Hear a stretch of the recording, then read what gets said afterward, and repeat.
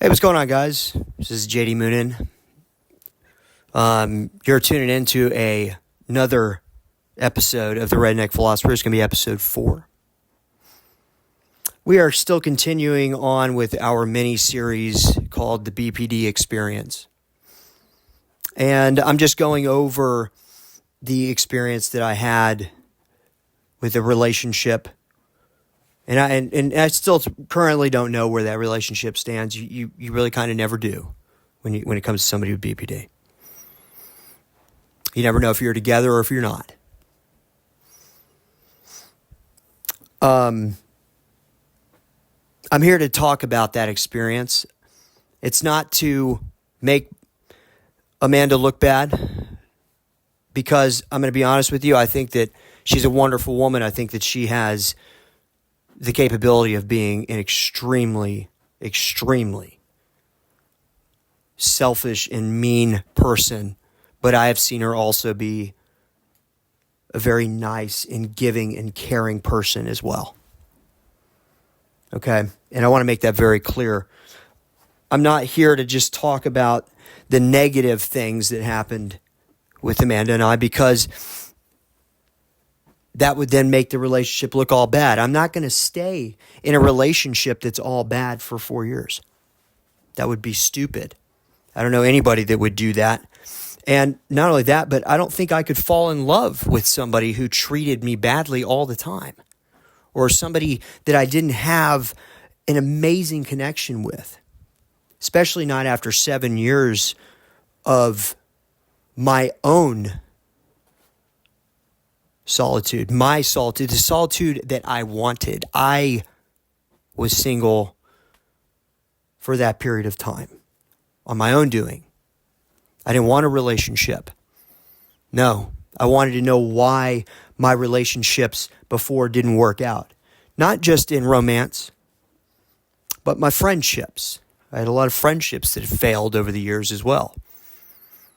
And so the only way to answer those questions, like why did this happen? Why did this person decide they didn't want to be my friend or my lover anymore? When you ask those questions, there's only one way to find that information out, and it's by going inside. I don't mean going inside of a house. I mean going inside of you. Self-reflection is the most powerful tool in anybody's toolbox. Now I want to go ahead and pause it right there, and I want to just remind everybody here, okay, that I'm not creating this podcast once again. I'm going to reiterate this to make Amanda look bad. Okay? I want everybody to understand I love that woman deeply. And I just want her to be happy. Hopefully with me. If not, then that's how it is. Either way, I'm going to be happy regardless, because I understand my happiness comes from within. I also want to let everybody know I'm not looking for your pity, because I don't pity me. Okay? I don't think I have much to be pitied about. My life isn't all that bad. I've had a lot of hardship, yes. But hardship only makes us stronger. It does not make you weaker. It will make you weaker if you let it, but that is you being weak. That is your own weakness. I'm not doing this for fame either. I'm not trying to become famous for my story. I don't want to be on Oprah getting pity and getting all this stuff. No, that's not what I'm doing. I had a wonderful and hideous relationship. And I've seen what people say about BPD, and I think it is disgusting. Because quite frankly, what I know of BPD is much different. It's much different than what you'll see on the forum board of Quora or Reddit. You'll see these people that martyr themselves, and they act like this person is horrendous and blah, blah, blah, blah, blah. Well, yeah, you can say all that. And all you're doing is making yourself look like a friggin' crybaby. That's all you're doing. Because you stayed. You allowed the person to continue being destructive in your life. Now, you can either accept that this person is this way and hope that they change and either stay with them or move on, or you can go talk shit about them on a forum board and get pity from other people who want to talk shit about other people on a forum board and then talk about how amazing they are, essentially, because they think they're better than the person who just destroyed their life or whatever, without looking in the mirror and going, I just allowed this person to destroy my life. And that's what's so funny about it, is it's like this. It's the narcissist acting like they're not a narcissist, right? That's what's so funny. That's what cracks me up the most. And the main person you're going to see that gets destroyed by somebody with BPD is a narcissist. Narcissism gets absolutely obliterated in a romantic connection with somebody who has BPD. Because BPD is a defensive mechanism created by narcissism. That's what it is. In a nutshell, it's created by perhaps the most important relationship in any given person's life, and it's created by the narcissistic parent. So I often say this, and I'll say it every time if I have to. If you have a problem with your BPD partner's way of life, if you have a problem with their disorder, don't blame them. No. Blame their parents or parent, whichever one it was.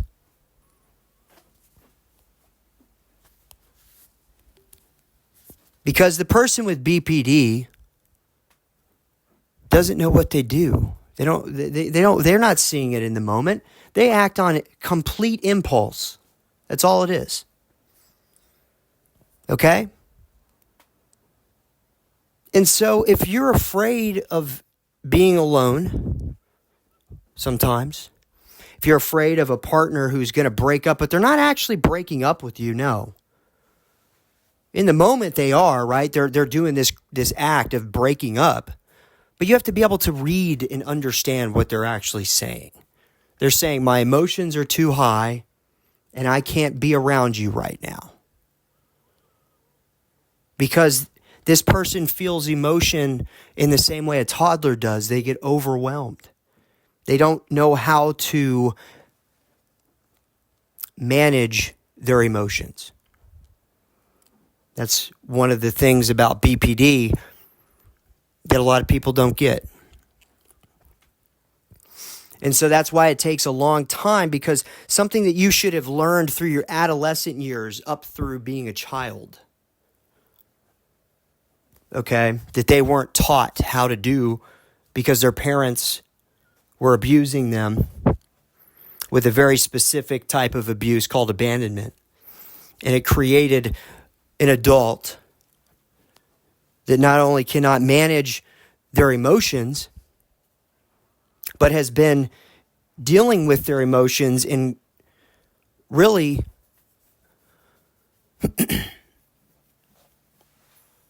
I guess you could say coping with them in the defensive mechanism of the brain that we know of as BPD. And this is a primal defense. There's nothing wrong with it, because we all naturally do it by the age of 2.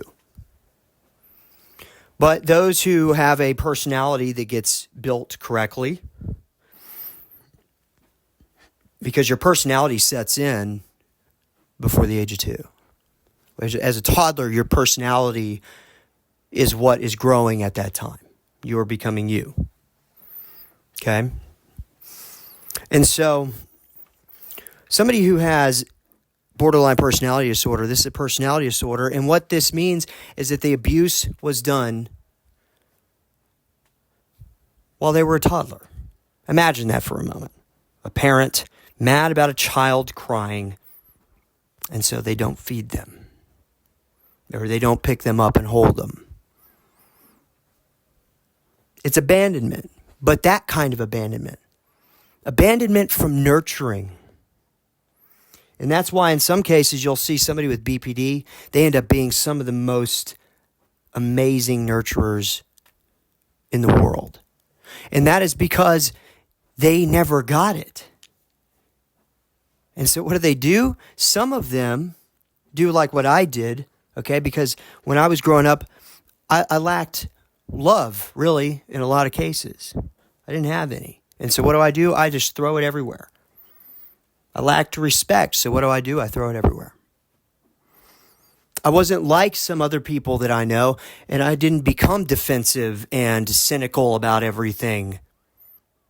Yeah, I became jaded, and I assume now that every person's going to hurt me that comes into my life, but it doesn't change the way that I treat them from the start. When I meet you, you have all the respect and all the trust in the world. And as soon as you show me that you deserve neither, you don't get it anymore.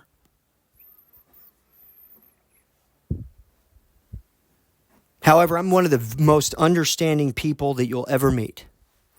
I understand that people have problems because I have had a lot of them. I understand that people go through things, and so I often don't hold stuff against them.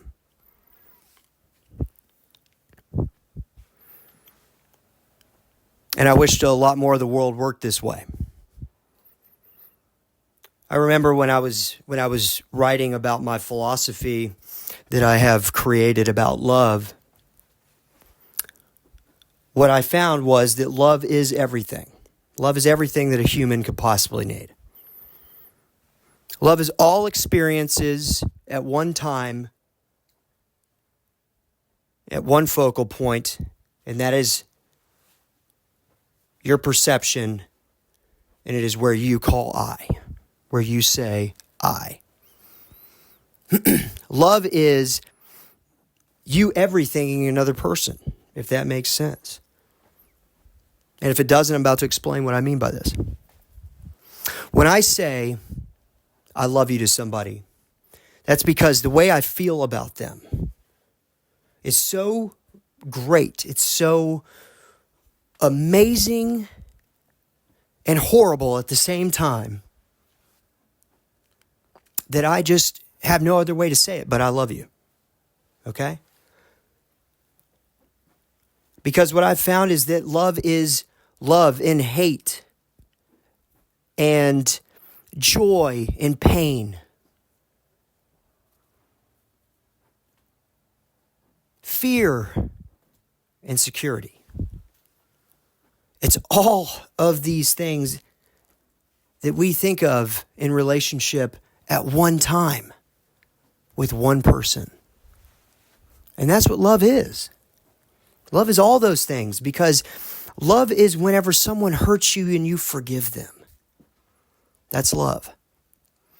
Love is also giving somebody a gift because you want to make them happy. Not because you want something in return. No. If you give somebody a gift or you help someone out and you expect something in return for that, that's not love. No. That's called transaction. Okay? And love is not transaction. Life is transaction, not love. Love is doing something for someone because you care about them, because you just want to see them smile, or you don't want their life to be hard, or you don't want them to be stranded or hungry or go without a place to live, or whatever it may be. And you do that just because you want to. Just because you want that person to have those things, even if they're not providing them for you. And that doesn't mean that you can provide them and then expect them. No. Now, I'm not saying that every person should care for everybody who is going to abuse that kind of kindness or that kind of generosity. No, I'm not telling you to stay in a relationship where you're doing that and not ever receiving it either. I'm not saying that either, because there is another thing that we all know. It's called tough love. And sometimes you have to teach somebody you love a lesson. And you have to let them know that they have taken you for granted. There's nothing wrong with that. That doesn't mean that you are now applying condition to your love. No. Because truth be told, if Amanda called me up right now and she had nowhere to go, she would always have a place to live. If Amanda called me up right now and she needed to use my car, I would allow her to use my car. Okay? However, if Amanda called me up right now and she said, "Can I borrow some money?" I would say, "I'm sorry, I can't do that right now because I need that money right now." Okay, and you're not here trying to help me build this, and so I have to focus on building this for myself because I do still have to care about myself. Okay, I'm not caring about us right now. I'm caring about myself because you put me in that position. Okay, but that doesn't mean that if she calls me up and she needs help with something I can afford to help her with, that I'm not going to do it. Of course I'm going to. Right? I'm not going to ask for anything in return. No. But now if we were together and she was helping me build on this house right now and build a life with me, and I didn't have $100, but she needed it right now, I guarantee you by the end of the day, I'm going to find that $100. She's going to have that $100. Okay? I'll go in debt to make sure she has it if I have to. I already have. I've done that before. Perhaps I did it too many times. Now, so what I want to do is I want to go back into our story that we were talking about. I want to touch base and go over more about my relationship and the experience of that. And I was kind of trying to go through in each podcast and do it by the year, year 1, year 2, year 3. But I realized that it's not realistic for me to do that because I learned so much from this relationship. This relationship grew me so much as a person that my message is much bigger than that. And I'm not going to be able to put a year into a 1-hour podcast. I'm just not going to be able to. And I'm not going to be able to do it all consecutively as though, I can lay it out. Well, this happened this year and just do the whole first year and the whole second year like I thought I would. Because it's not going to flow out of me like that. And I've come to realize that. It's going to flow in the way in which it's supposed to flow. However God's telling me to say it, however it is coming out of me, however it's manifesting into the world, that is how it is meant to manifest. Because what I've come to realize is that divinity, that the universe is using my voice to help other people. And so it's not going to be according to my plan. No. It's going to come out in the way that the universe or God or the gods want it to come out. So I remember we were talking about the first year in our time we were living here at my grandmother's. My grandmother had gotten real sick. And I want to go a little bit deeper into that. I want to talk a little bit more on that.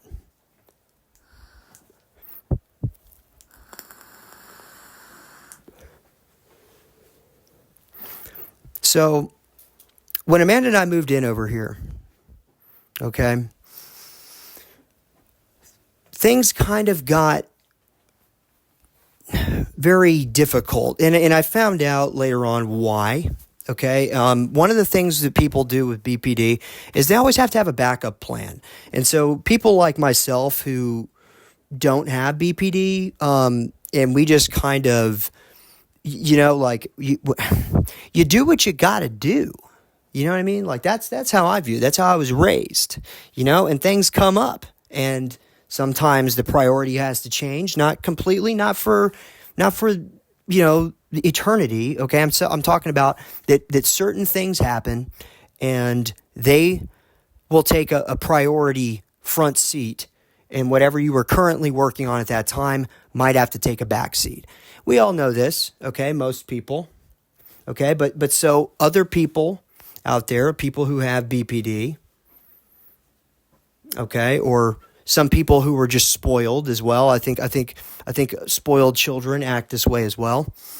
They have a very, very bad sense of time management, sense of understanding how decisions are going to affect things in the future, okay? And we see this a lot of times with addicts. Addicts will act this way as well. And they'll make a decision impulsively, not really understanding how that decision is going to affect them in 6 months. Or maybe even a month, sometimes even the following week. And I think you'll notice with BPD, you'll often see that the decision will affect them literally the next day because it was impulsive and it was a very rash decision in most cases. I'm not saying I don't ever make a rash decision or saying that I'm like some master expert on planning my time. God knows I'm not. I've got ADHD and I procrastinate about everything. I'm one of the world's worst procrastinators. And I'll sit and I'll do something that is completely unrelated to what I need to do to give myself the illusion that I'm getting something done. That has been a battle of mine that I've fought with as long as I can remember. That's why I never made it in school. I went to college many times, never graduated. However, I am extremely knowledgeable about a lot of things. Okay? And all those things. And what's funny is all the things I'm knowledgeable about are all the things that I went and searched and researched myself because I wanted to know it. Had nothing to do with a degree I was trying to get or anything like that. No. It sparked my interest. I went and checked it out. So, I'm not saying that I'm better than somebody with BPD, but I will say this. I can say that I can manage my time, my finances, and judge what's going to happen in the future quite a bit better than Amanda can. Matter of fact, I can say I probably do it a little bit better than most people. And I also fix my time around the fact that I am a procrastinator. That I've gotten real good at. And what's funny is like the way I've always made money. I used to have a lot.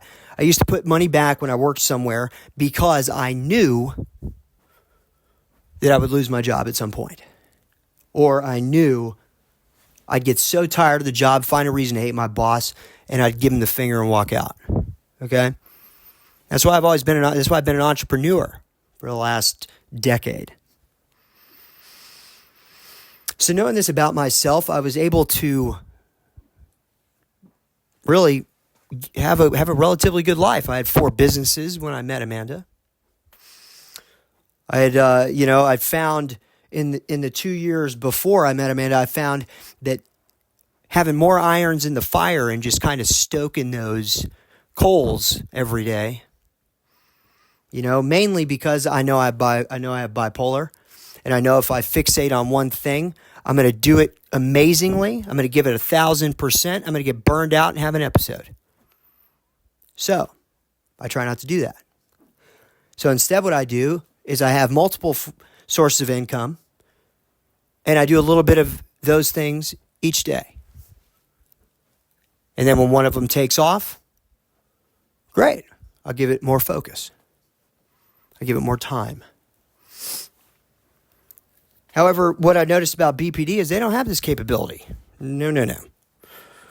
They often go and shop with a force of addiction, And and I call it addiction because they're literally using the money to go shopping. They're doing that so that way they can escape the reality that they live in.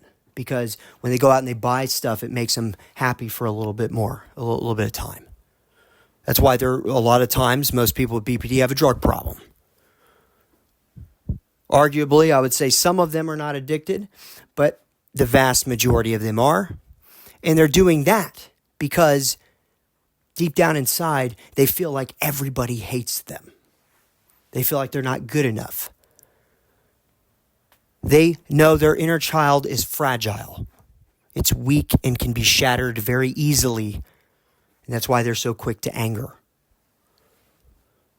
Because anytime you say something about this person, they believe that you are attacking them at their child level, at their core level. Because people with BPD, this is distinct.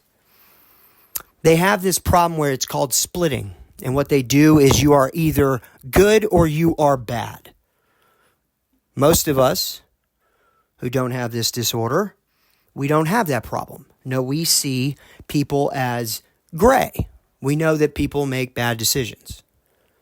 Now, I can arguably say that most of us will judge somebody based on those decisions in some degree. And what I mean by that is depending on the level of bad decision will determine whether or not you're going to have a place in my life. Okay? Because I recognize that you as a person will probably hurt me at some point. And I think that most people think that way. And so we leave a little bit of room in a relationship for error. Okay? I think we all do that. And I think it's healthy to do that. You know, we have to understand that forgiveness is the biggest, absolute biggest way you can show someone that you love them is by forgiving them for their transgressions, for their mistakes. Okay? And you can judge somebody based on the way that they feel about whatever decision or choice they made, based on what they think about what they did. If they apologized for it, or if they didn't, if they tried to make up for it. They know it's wrong. They don't want to do it again. They might, and that's okay. Okay? You have to understand that. People fuck up. And that's okay. You know why? Because you do too. I know I fuck up. I fuck up a lot. And I try to be the absolute best person I can. I get called self-righteous and I'm on a high horse and all this blah, blah, blah. I get told that bullshit all the time. I'm not on a high horse. I don't think I'm self-righteous and I don't think I'm better than anybody else. But I do hold myself to a very moralistic standard.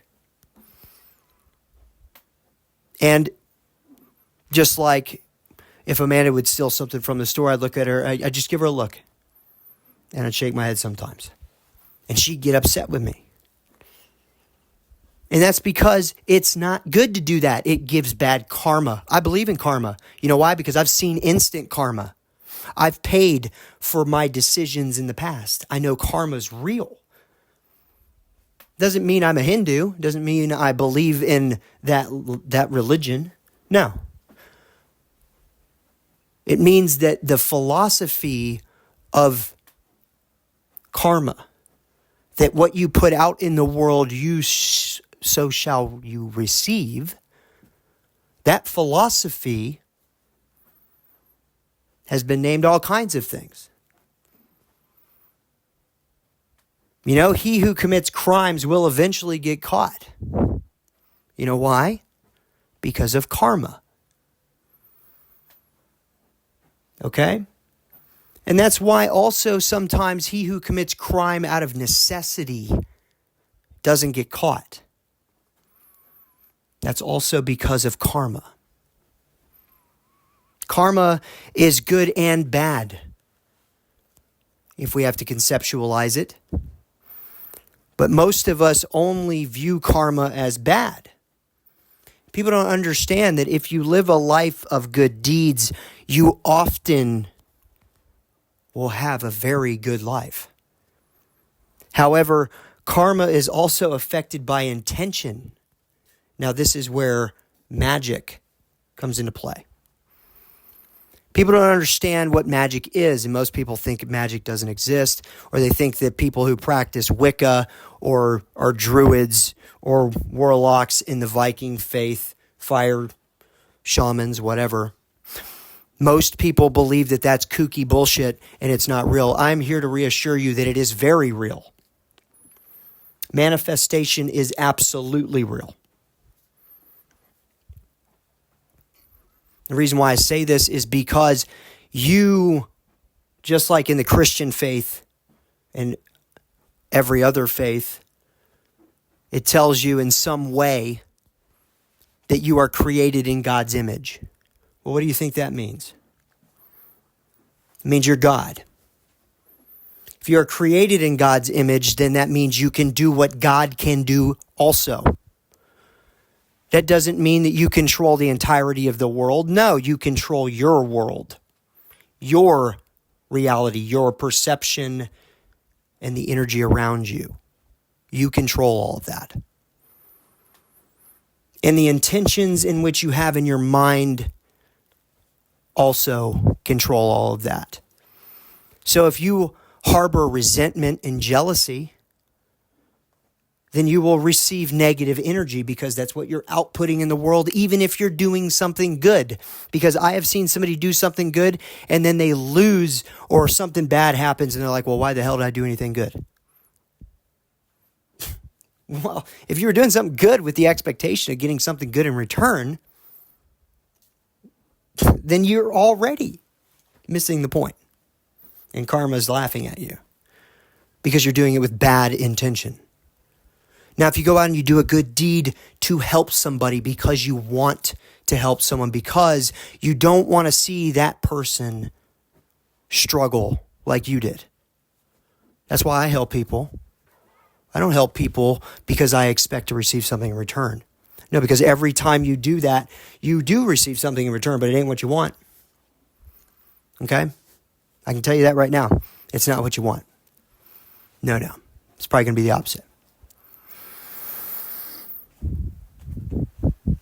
And so I have seen and watched Amanda go through some things like this because she is a very jealous person.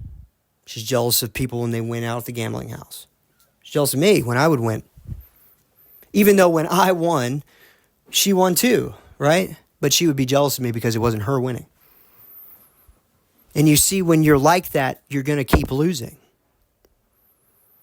Because when I went out to win, it wasn't for me. No, I was doing it for everybody that was with me. No, I'm like, dude, we all won. Here you go. Here's some money. Go play. You know? Oh, you need to pay this bill here. That's how I always was. That's how I am. On my birthday, I gave people, this last birthday, I gave people money to gamble. Nobody gave me money to gamble. I gave money out to gamble. Okay? Now,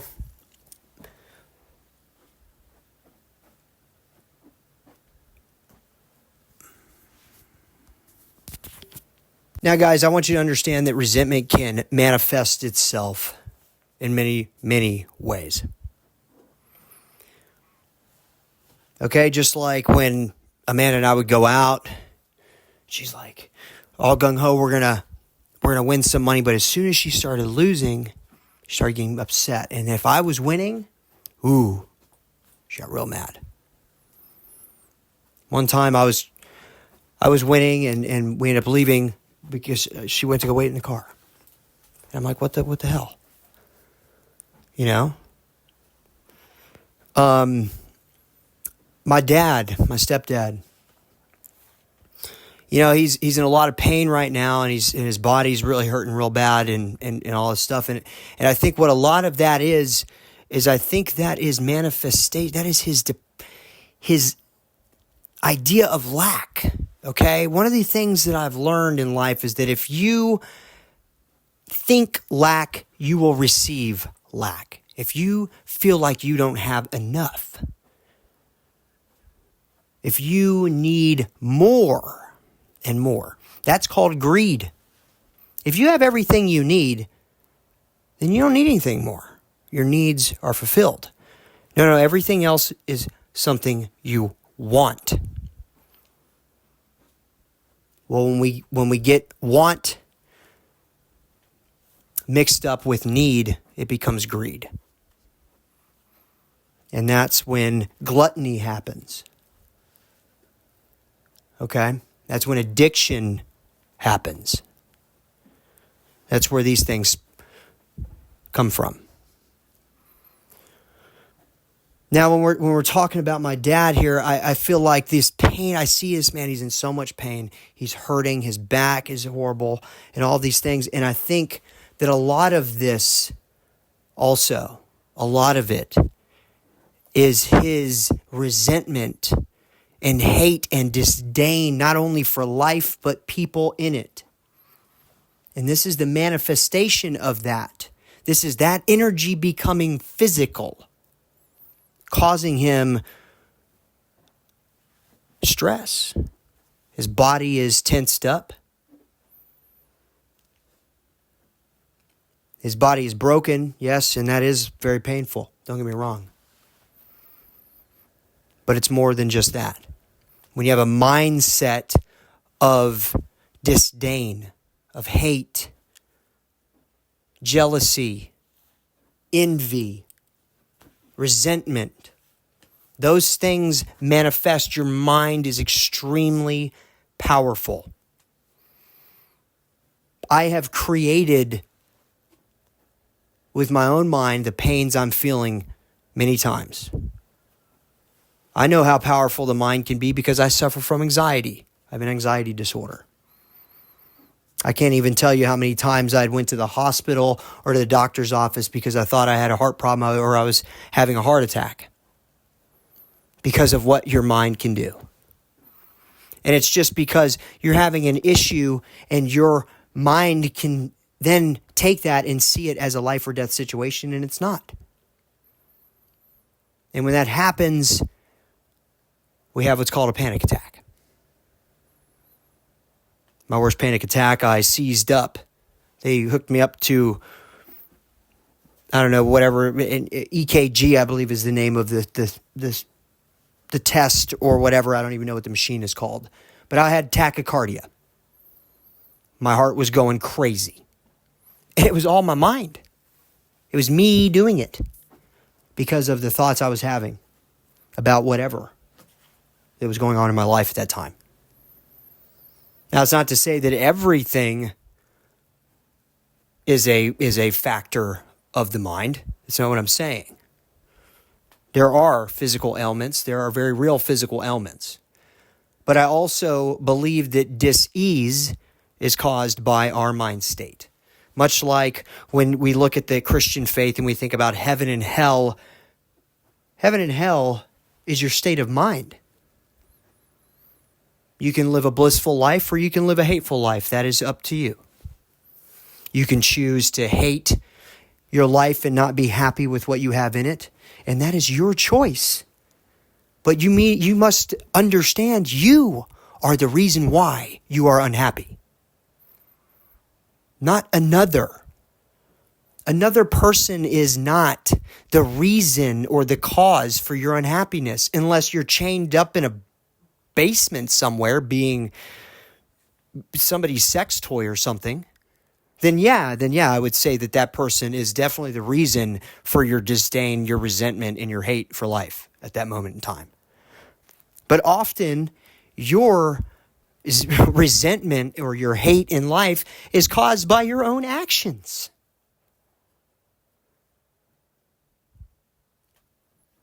Now, I don't know who needed to hear this, but for somebody did, because I said it. Somebody's going to listen to that, and they needed to hear every bit of what I just went on about.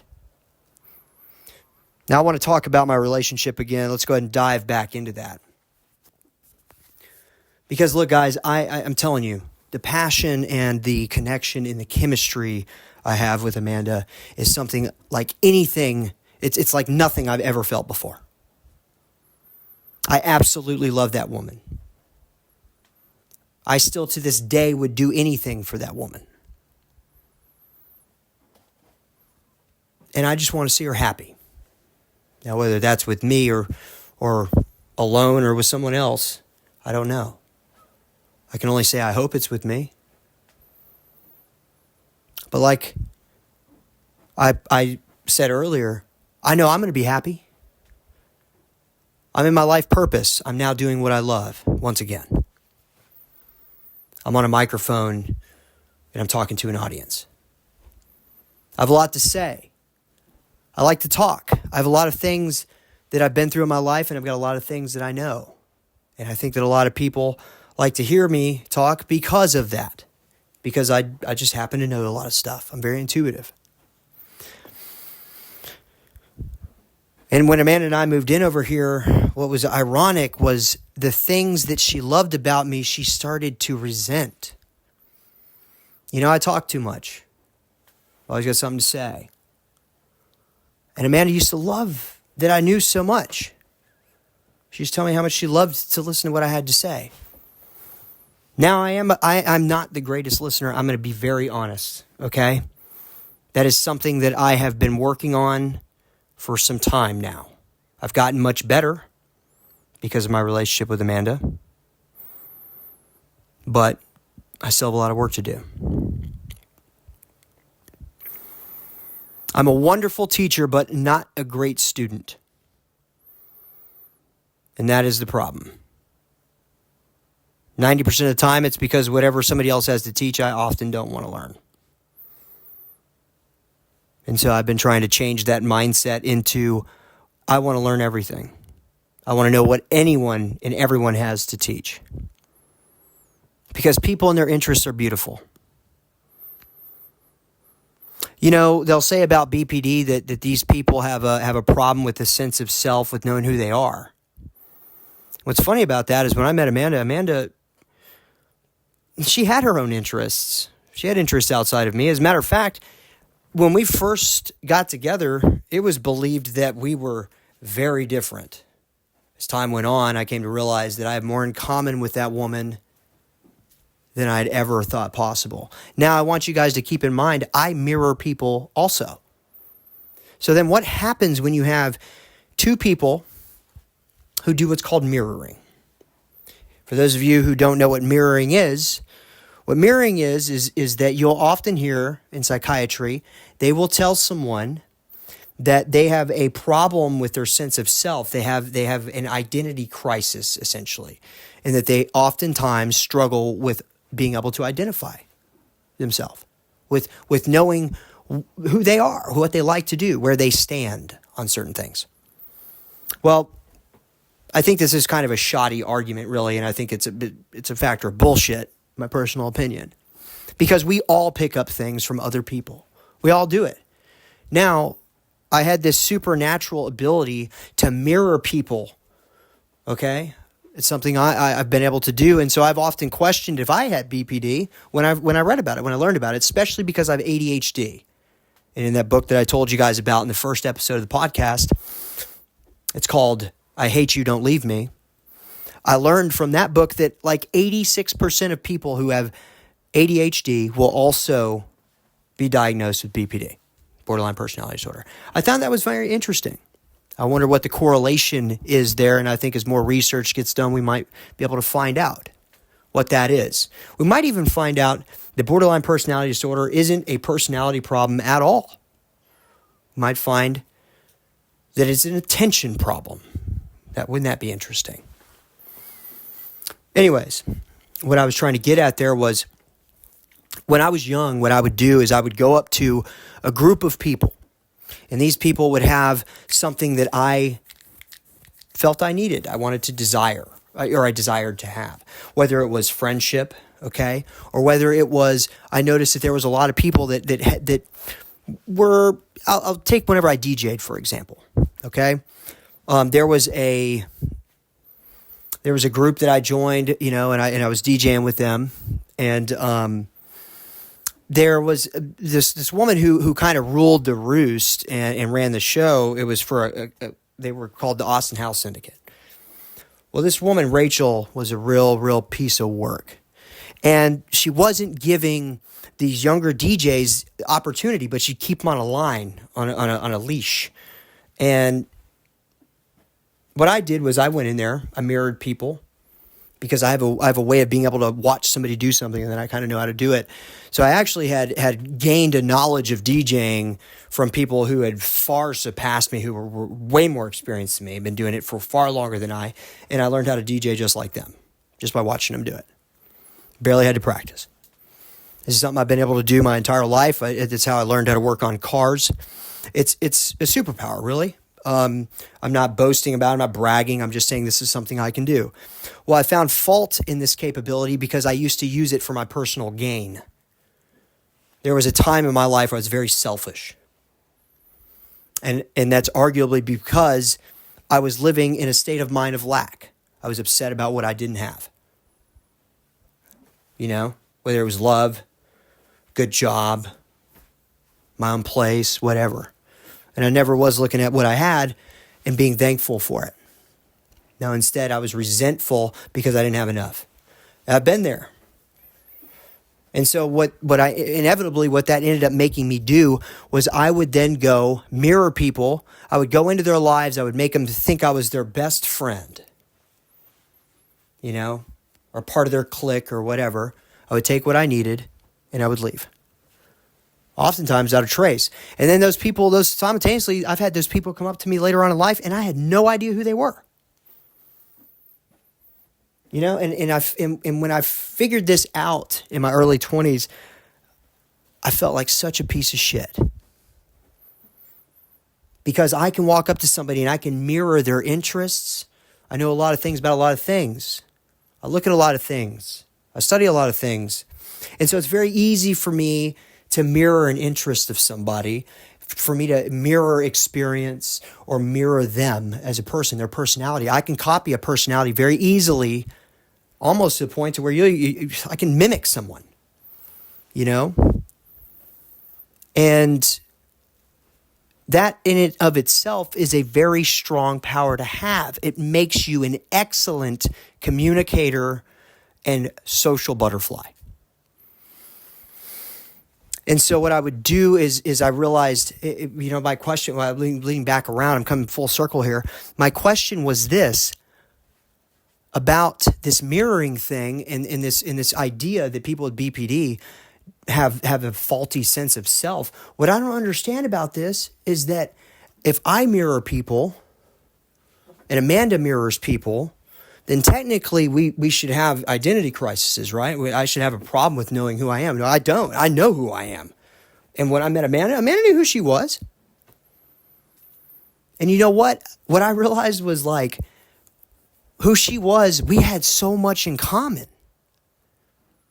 I didn't know this, but as she showed me more music, I loved all the music she showed me. And then what was really crazy was all of this other music that she listened to that she thought I wasn't going to like. They're some of my favorite bands and have been since I was a child in high school. And that's what's so crazy.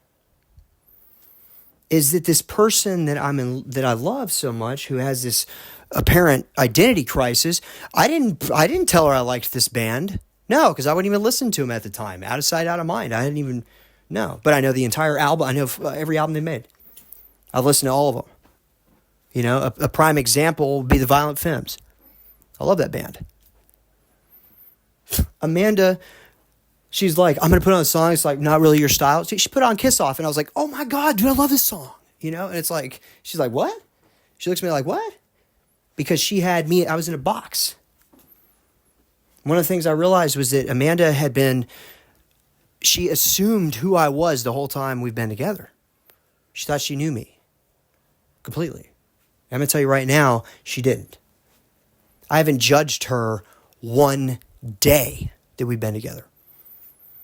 I love all the things that she's interested in. And in fact, I encourage her to be interested in them, even if I'm not.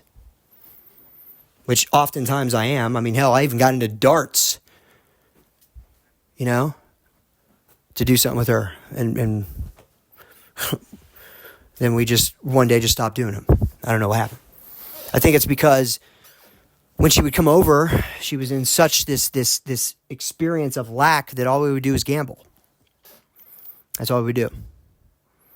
And then eventually that became my fault. That was my fault that was happening. Well, I'm sitting there, I'm like, well, that's your only suggestion, because I'm fine sitting at the house. You want to watch a movie? Cool, let's watch a movie.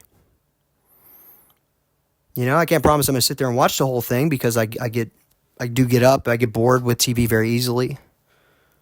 You know, but I'll sit and gamble with you.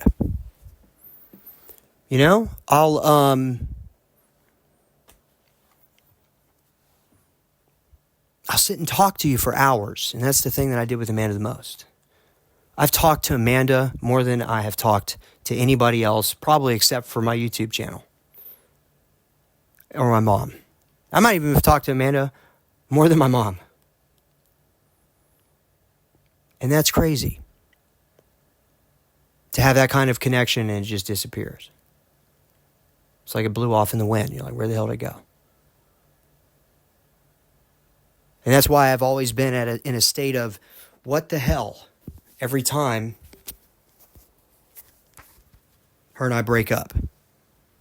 Because I'm like, what happened? And I'm stuck wondering, what the fuck did I do? You know? I'm sitting here going like, I didn't even know there was a problem. You know? But when I would think that we resolved something, we actually didn't. And I didn't understand why. And that was because I didn't understand that Amanda was devaluing me. She was painting me what they call black. I was no good. There was nothing about me that was good. And then when she would come back, I would be on a pedestal. I would be an amazing person. But for a shorter period of time than I was the first time. That's a BPD thing. Now, sometimes they'll tell you that you're going to have 3 cycles with somebody with BPD. I disagree. I actually don't believe that. I think that the way it happens is that I think you're going to be with somebody with BPD because a lot of times I don't think they have the capability of actually ending a relationship. No, they're going to leave, they're going to cut you off, they're going to block you, but inevitably they will unblock you and they will come back. And that's because most of these people who have BPD, it's very difficult for them to get to know people. It's hard. They don't trust people. They're misunderstood. People don't get along with them because they can be very self-centered at times. So it's hard for them to keep friends. That being said, it's a guarantee that somebody with BPD will be back.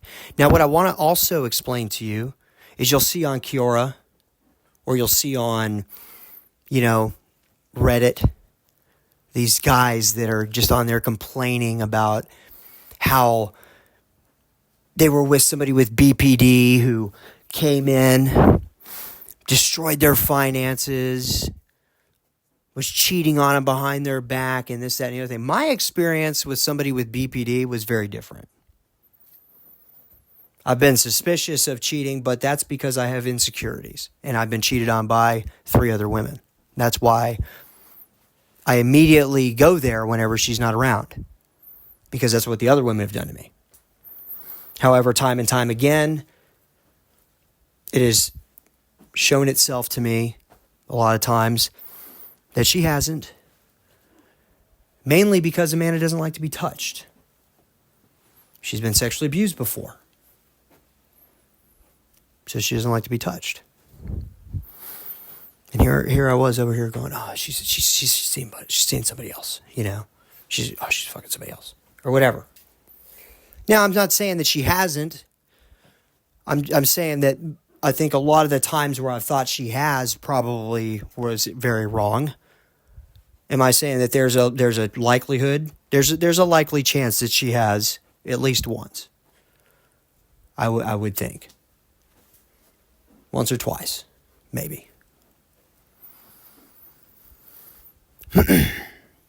And what I'm getting at here, okay, is that you'll see these guys complaining about these people with BPD, and they're saying, they're screwing everybody, they're cheating on you, they have somebody else before they leave you. Then you met a narcissist. That's not somebody with BPD. Have you ever met somebody with BPD? I have. They can seem like a narcissist, don't get me wrong. You can very much assume they are a narcissist because they can be extremely selfish. And that's because that's called self-preservation. I think everybody you know has that capability. We can all be that way. As a matter of fact, most of the people I know who don't have bipolar, those are the ones who cheated. Or BPD. I've seen the people I've known that have cheated, they've all been normal people who, want to get frisky or whatever and. But what you have to understand is if somebody with BPD, they already have a self-loathing problem that is very, very concerning. They already think they're dirt or they're not good enough. So it's hard for me to believe that they're going to go out and they're going to screw 8 different people behind your back. No. A narcissist will, though. And they'll lie to you to your face with a dirty dick. Okay? That's what a narcissist will do. Or they'll invite you to a party because they want to get back together with you, and they'll simultaneously, while you're looking for them, they'll be upstairs screwing the birthday girl. Okay? That's what a narcissist will do.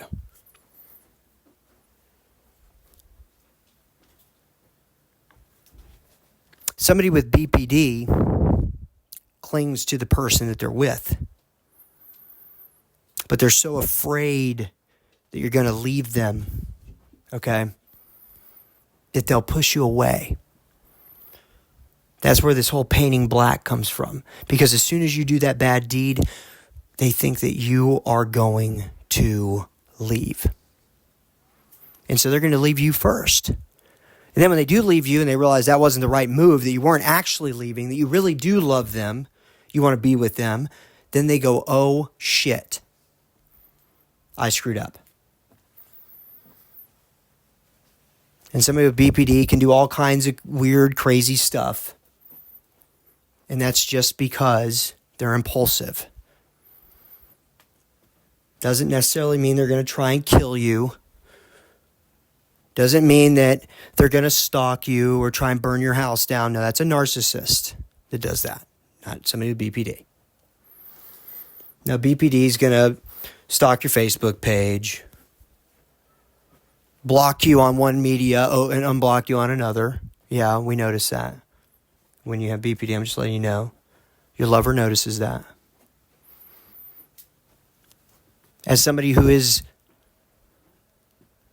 a lover of somebody with BPD, I see a lot more. We see a lot more than you think we do.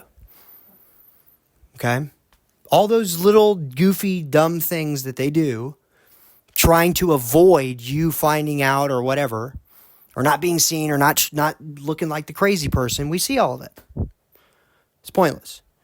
I already know you're crazy. It's okay. I am too. Okay? Everybody is. There is no such thing as normal. That's what's so funny. I think that normal people are actually highly stupid because they play follow the leader. If you don't think for yourself, you're stupid. That's why I think I've found such a unique interest in somebody with BPD because they are innately rebellious. They hate everyone equally, just like I do. And so I tend to find a solace because their enemy is my enemy too. That's a joke.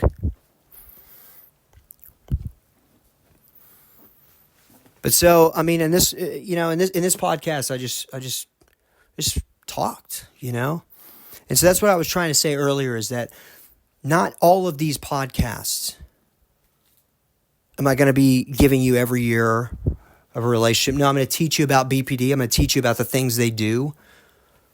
I teach about bipolar and how I affected my own relationship, because I had a great impact on my relationship. And what I mean is not in a good way. No. When I had a manic episode about 2.5 years in, or a year and a half in or so, something like that, it really, really damaged our relationship. Because somebody with bipolar, when we have a manic episode, we become sociopathic. And we can literally, and I mean this completely, we can literally choose an emotion, and that's the only one we feel. We feel nothing else. If I want to hate somebody when I'm in that episode, I can hate them.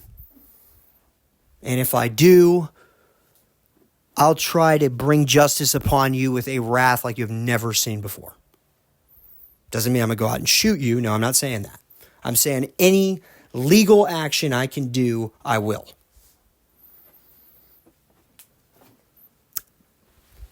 You know, I get very suspicious when I'm having a manic episode. I get suspicious of people. I found myself thinking the wildest things about arguably my best friend, right? My best friend, you know, I still believe Amanda is my best friend. So I would say, you know, my closest guy friend. Okay. And what like, I thought some crazy stuff about him. And I'm like, and that's when I noticed that's when I noticed psychosis. And what's crazy about psychosis for people who have bipolar, I just want to put this knowledge upon you and let you know that as soon as you accept the psychosis, you're not fighting it. You realize you're acting crazy. You're thinking crazy. And you decide to accept that, and you sit at home and you recognize you're a crazy person at the moment. Doesn't mean all the time, just at the moment. You're crazy. It goes away. By not accepting your psychosis, by not accepting your own craziness in the moment that it's happening, that is what makes it last. That is what makes you go get admitted to a hospital and get a shot in the ass. I haven't had that done to me. You know why? Because I accepted the fact that I was in a psychosis. And so in the last couple of years, I learned how to really get that under control. And I learned how to just be a crazy person at my house, not affecting anybody else, not out spending every dime I have, and sitting at home reading what I think is going to be the future or whatever. Okay? Reading tarot, casting magic, whatever. But essentially doing stuff that isn't harming anyone else. My family now, they just, I'll come to them with this grandiose idea. I'm going to go backpacking. I'm going backpacking down in South America. I'm going to hitchhike through fucking Mexico. My family's like, you're fucking crazy, but have fun. You know why? Because I'm not going to go. It's a fucking pipe dream, and they know it. I'm literally just standing there acting like a retard, okay? That's all I'm doing. I'm not going to go anywhere. No. I'm going to sit my ass at home where all my comforts are. I'm going to dream up these great ideas. Actually, I have dreamed up some pretty good ideas while I was in a psychosis. I actually made a business around one of them, and it was actually quite successful. So I can't say that everything in a psychosis is bad, but what I can say is being out in the world in the middle of that is bad. And that's when you need to learn how to accept and recognize what's going on before you ruin your life. And you do what I did at one point when I was fighting the psychosis, when I was going, no, I'm not in one. I'm fine.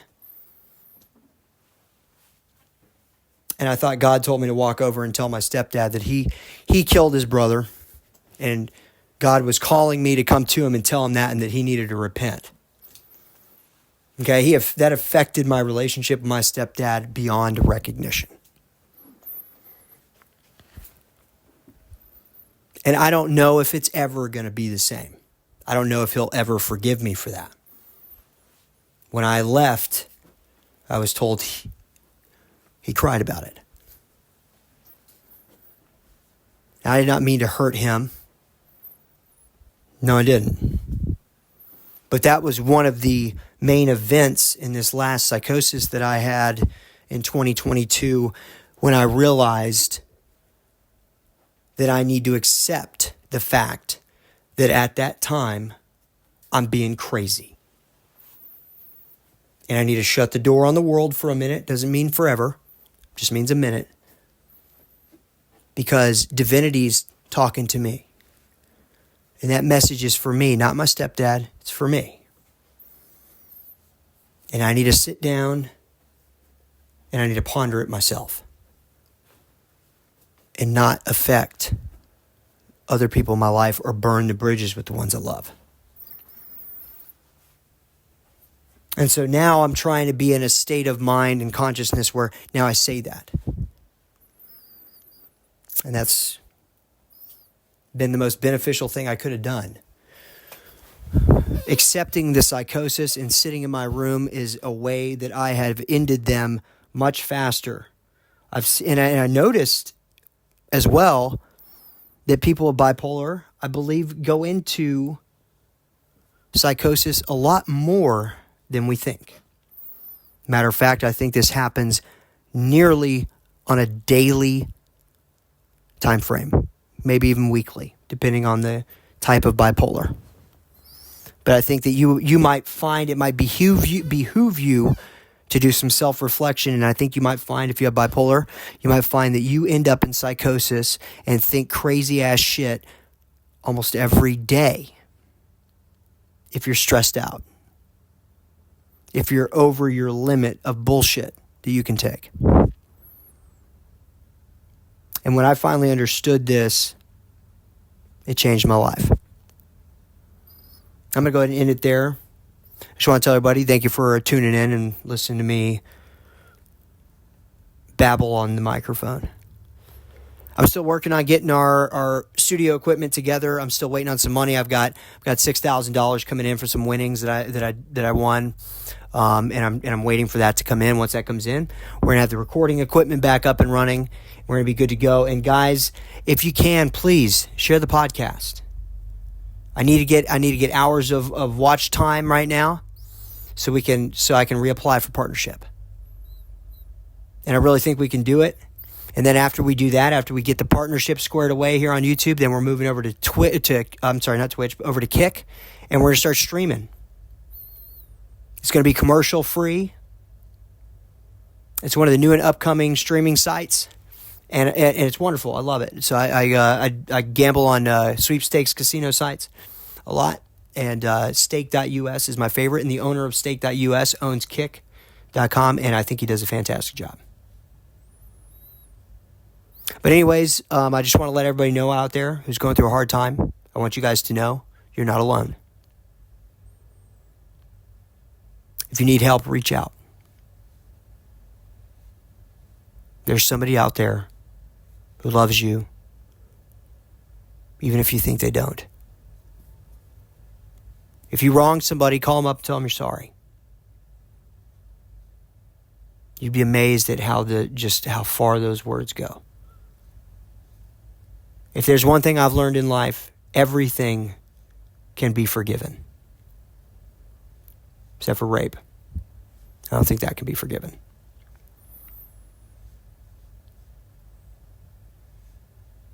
But so that's it for the podcast today. Don't forget to like and subscribe, and please, like I said, share this podcast with anybody you think might need it. I'll see you guys on the next one. I hope you have a wonderful day. Bye.